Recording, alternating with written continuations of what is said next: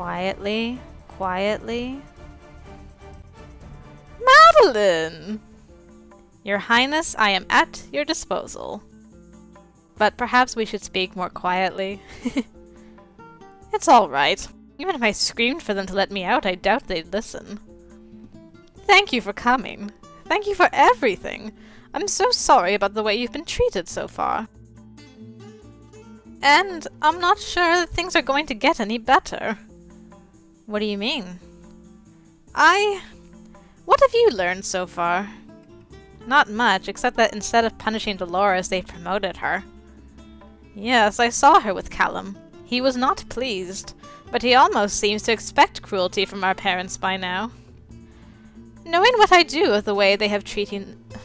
Excuse me, let me re-speak that. Knowing what I do of the way they have treated him, I thought they loved me. I always felt so safe, so protected and happy. I had all the beautiful dresses and toys and jewelry I could want, and everyone was kind to me. And yet Callum... They still care about Callum enough to want to protect his reputation, at least. Or their own. Putting him together with Dolores is cruel to both of them. They despise each other. No, neither of them could sleep easily with the other nearby. Perhaps they're each supposed to be watching the other. Callum wouldn't trust Dolores far enough to take his eyes off her, and if she is someone's agent, she could be spying on him as well. What would be the point? So many lies, so many hidden purposes. That's how politics is. It's a game of maneuvers and bluffing. I still don't understand Dolores, though. She doesn't act like someone worth this much trouble to save. Why would... Stop, please. I don't care about Dolores. Aw. I'm sorry. I thought you were trying to figure out your parents' motives. I'm afraid that I know their motives. Some of them. But if it's true, I don't know what to do. If what is true? I took your advice. I don't understand. What advice? There, look. She gestures at a stack of books piled by a couch. They weren't here earlier. I assume she brought reading material for her confinement. Then I see the title of the top volume. The Myriad Ways by Sylvia de Gausseur, possibly the world's most famous collection of erotic engravings. Oh. You were looking at this? Oh. I saw you when you were dressing in my gown.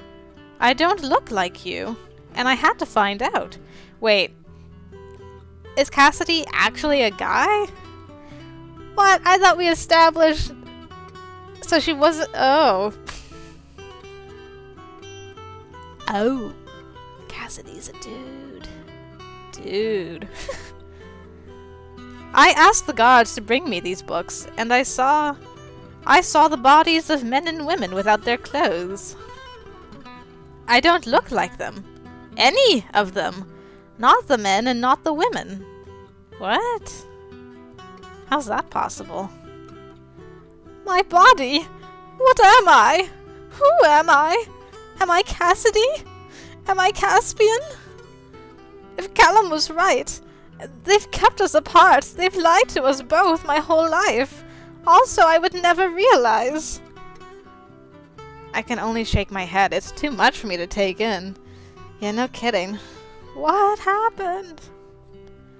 If everything I've ever believed about myself is wrong, if I am Caspian, what do I do?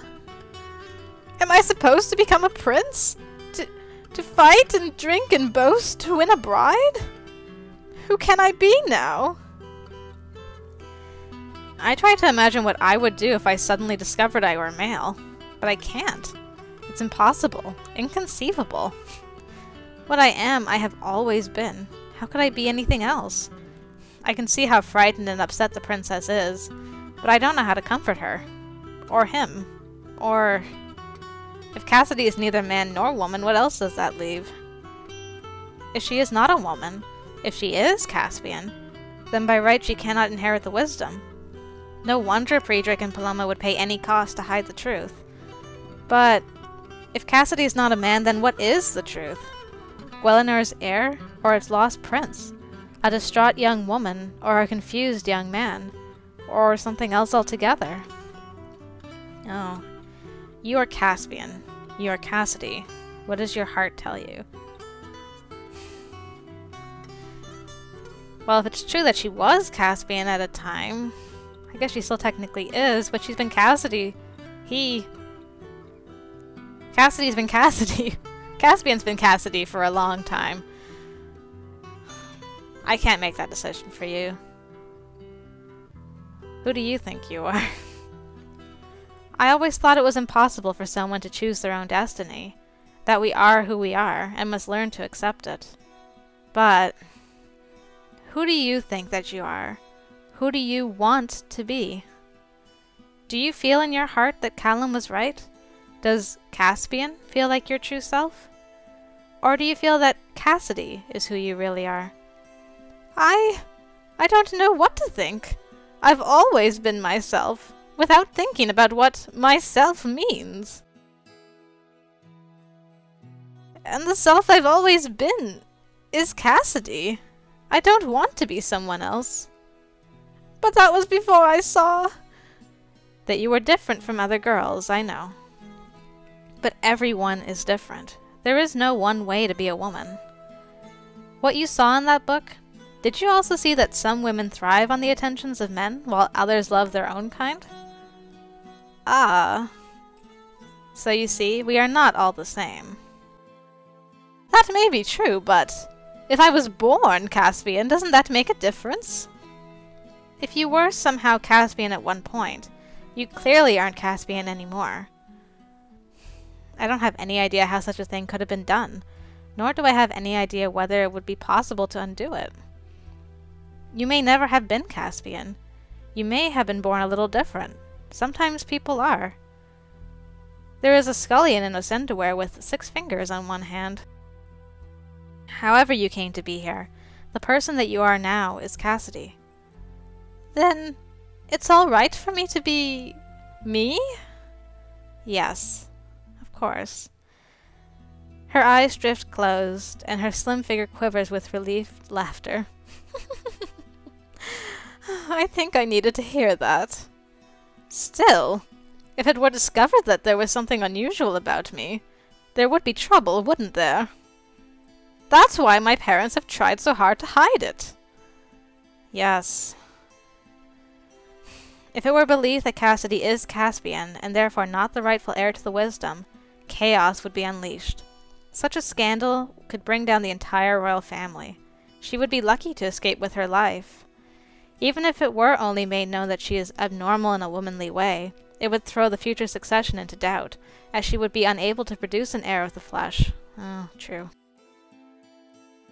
I suspect your parents are hoping to have you safely married off before anyone can find out. Oh. If you don't mind, I need a few minutes to think. Quietly. Of course. It is a very sensible thing for her to suggest. I, too, could use time to organize my thoughts. How do I benefit from the situation? Oh, Madeleine. Why is it always about you, you, you? Can't you just be there for somebody once in a while?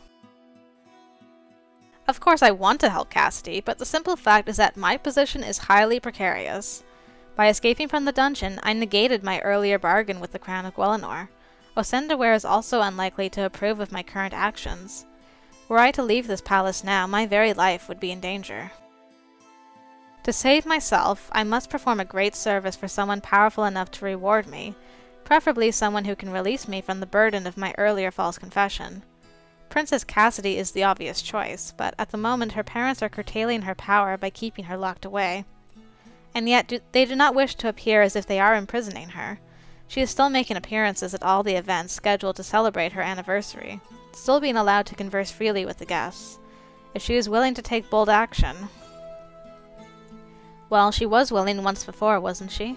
She stormed into my prison cell filled with plans and indignation, with a gentle nudge in the correct direction.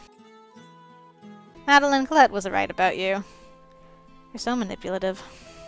But before I can take that idea any further, Cassidy clears her throat.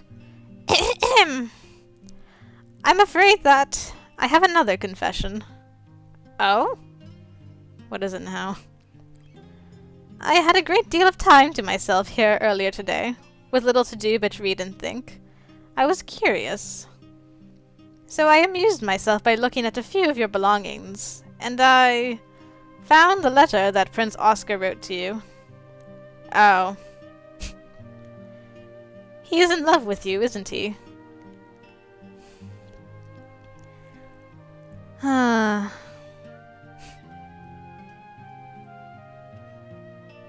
Well, in this case, I'm gonna say he only thinks he is.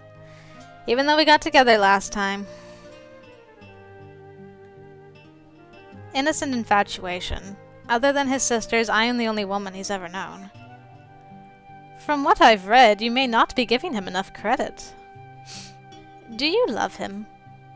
He is my very good friend, but that's all. I'm certainly not romantically involved with him if you wanted my blessing. No, that's not it. I wanted to know what you know about love. Very little, I'm afraid. You love your family, of course. Do I? I wouldn't want anything bad to happen to them, but at the same time I'm quite happy never to see them again. Oh, I'm sorry, I didn't know. Don't worry yourself. They are not terrible people. I was never endangered or abandoned. Oh, sorry, runny nose. They had a plan for me. They raised me to be clever and calm and resilient and patient. I do owe them some loyalty. But love? Colette, Gaston's maid, said that whenever she has a day off she goes home to see her family. I don't. Aren't you lonely? I have Oscar. Had, I suppose. That has to change now, but I'll always care about him. What do you mean it has to change? Aha, here is my opening. Your parents forced me to confess to kidnapping you, and deferred my punishment to Ascendaware. I can't go back there. I would end up in another dungeon. But you didn't do anything wrong. Prince Oscar knows that. Even my parents know that. Even if they believe that, the record shows that I am a villain. Employing me would shame and weaken them in the eyes of others.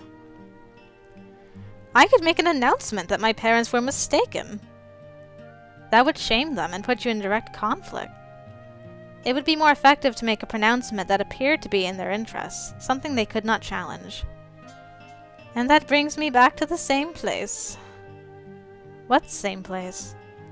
Love. I'm not sure I'm following what you're thinking.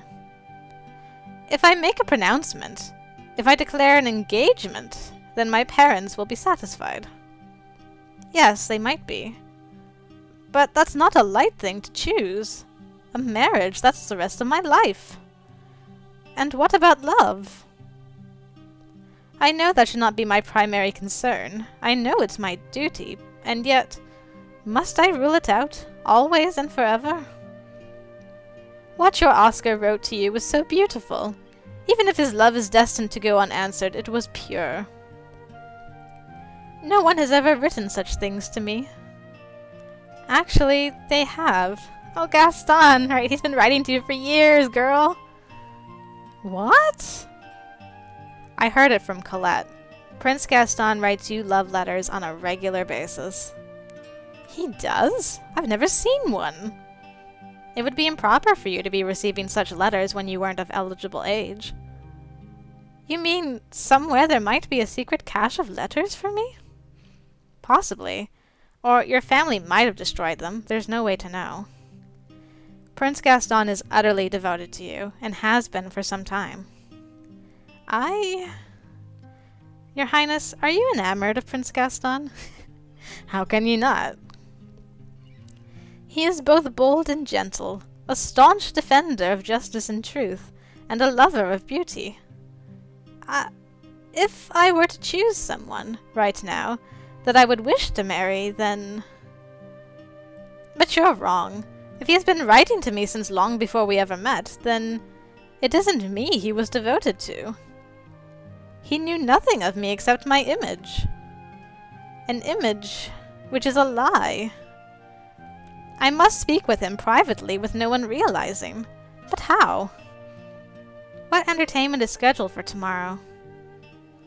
A performance of Thierry's Roared the Tiger. Oh yes?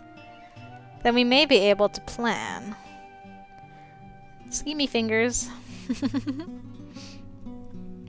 After finishing my conversation with Princess Cassidy, I returned by way of stealth to Gaston's chambers. Decisions have been made, and the consequences are yet to come, but the rest of the world continues unchanged and unknowing. You return! Tell me, how fares my sweet Cassidy? Are we to ride to her rescue? Challenge every guard in our path? You did reach her, did you not? Yes, we have a plan. It is daring and dramatic, and will require you to challenge convention for the sake of love. A man could do no less. Tomorrow, then.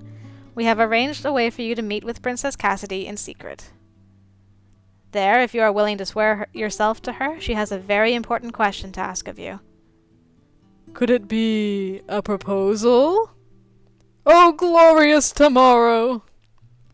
Monsieur, you must not overly excite yourself, or you will never sleep. Yes, of course. We must rest and take pleasure in the sweetness of dreams to restore ourselves. I like that. I want to say that now instead of, I'm going to bed now. I shall now proclaim, we must rest and take pleasure in the sweetness of dreams to restore ourselves. I like that. There is a difficulty. I have no spare bed for a second maid. Miss Valois may have my bed. I will sleep on the floor. Oh, you don't have to sleep on the floor. Colette, it's your bed. Where's the option of I sleep on the floor? Aw, let's share. You and I are gonna be good pals, I'm sure. I don't wish to put you out. It's not necessary. Surely it's possible for us to share. Share? Ah, the spirit of kindness and sharing. It is a beautiful thing to see. Both my maids are such generous souls. Yes, monsieur. Now, I must retire for the evening. This face requires uninterrupted slumber to maintain its beauty. Indeed. Once he's gone, I spread my hands in apology. I didn't mean to pressure you. I simply didn't want you to suffer on my behalf. If you're uncomfortable... No, it's all right. I don't mind if you don't. Then it's settled. Aww. So sweet. Set music again. I really like that picture. After completing our nightly rituals, Colette and I take up positions under the sheets. While clearly designed for only a single occupant, these beds are still intended to impress upon visitors the wealth and comfort that Guelenor has to offer. There is room enough, so long as neither of us develops the urge to kick and thrash. Yes, let's not give in to those urges, shall we? Is it all right?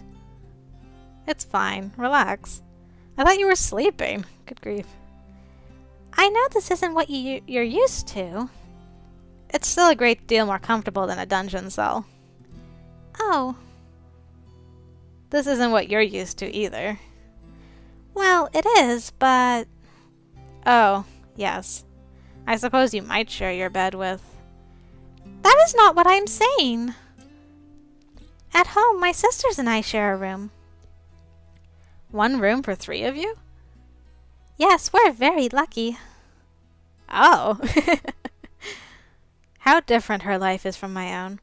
I can't remember it through my own eyes, but I know that when I was very small, I sometimes wandered from my bed in the dark of night.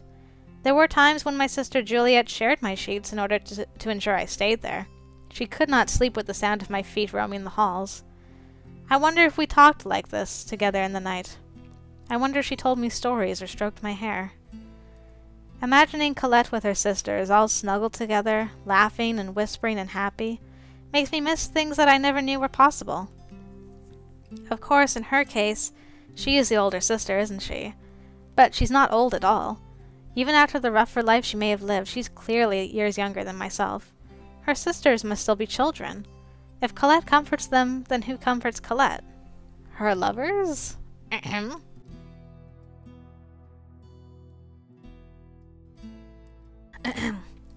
It's difficult to picture such a shy and timid maid engaged in torrid affairs with women. Now that I think about it, she never even confirmed that she is inclined that direction. When I confronted her, she froze out completely. Is it possible that it was nothing but a fantasy of Gaston's? He said a cruel woman toyed with Colette's heart and crushed her spirits. Why would anyone do such a thing? Colette?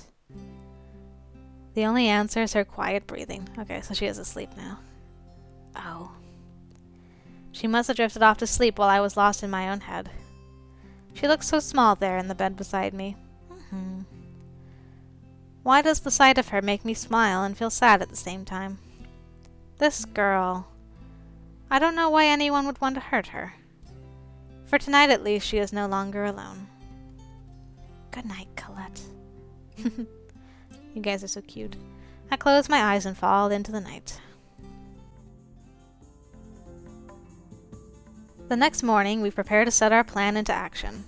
Cassidy is kept under close observation from the moment she leaves Oscar's rooms to the moment she enters them. Guards pace behind and ahead of her, keeping watch for lurking dangers. They would never leave her alone in a room without first checking it for occupants and then blocking all doors while she was inside. Of course, that isn't enough to keep me away, especially when she is so kind as to unlock windows for me. Prince Gaston, however, cannot make use of the same methods, and his presence is the one that is required. In order for Cassidy to claim a secret engagement, she must first meet with Gaston privately, make her proposal, and be accepted. The guards would never allow it, and any attempt to attack them or lure them away would raise the alarm. The answer, therefore, is not to lure them away, but instead for Cassidy to vanish from their midst without them even realizing it. Interesting. Oh. This is a new screen. Today's entertainment for the noble festivities is a performance of Thierry's Roared the Tiger, a famous tragedy. Eva, a scout in the service of her king, finds a young man named Leon about to become the prey of a great cat. Eva attacks the cat and rescues Leon, and the two fall madly in love. However, Leon is already engaged to the princess of an enemy kingdom. Not wanting to destroy his future, and believing he is better off without her, Eva insults and rejects Leon, driving him away. Heartbroken, Leon wonders if Eva was only using him to undermine her kingdom's enemies and learn their secrets. He journeys to the far kingdom and meets his bride-to-be, but he cannot forget Eva. A crown is not worth more than her love. Hoping that perhaps it was all a misunderstanding, he writes her a letter begging her to return to him. Eva receives the letter and curses her folly.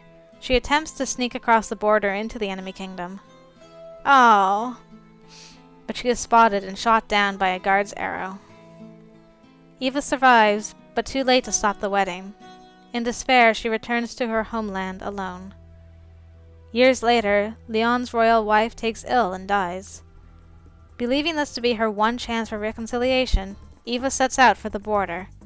She uses every secret she has learned over the years to avoid her way past enemy lines and avoid pursuit. Eva reaches the castle and scales the tower walls to Leon's bedroom, tumbling dramatically through the window. Seeing what he thinks is an assassin, Leon prepares to defend himself. Oh no. At the last moment, he recognizes his lost love. The woman who betrayed and abandoned him. Oh no.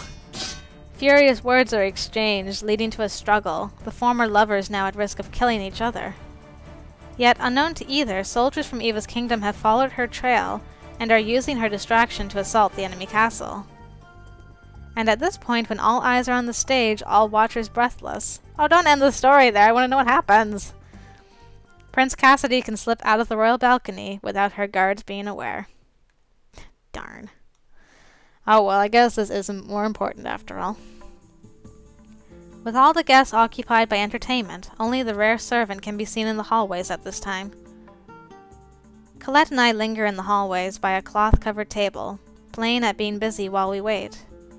I know roughly how long the play runs, but can only guess at when Cassidy might manage to break free. If she fails or changes her mind, or if the guards realize and pursue her too quickly...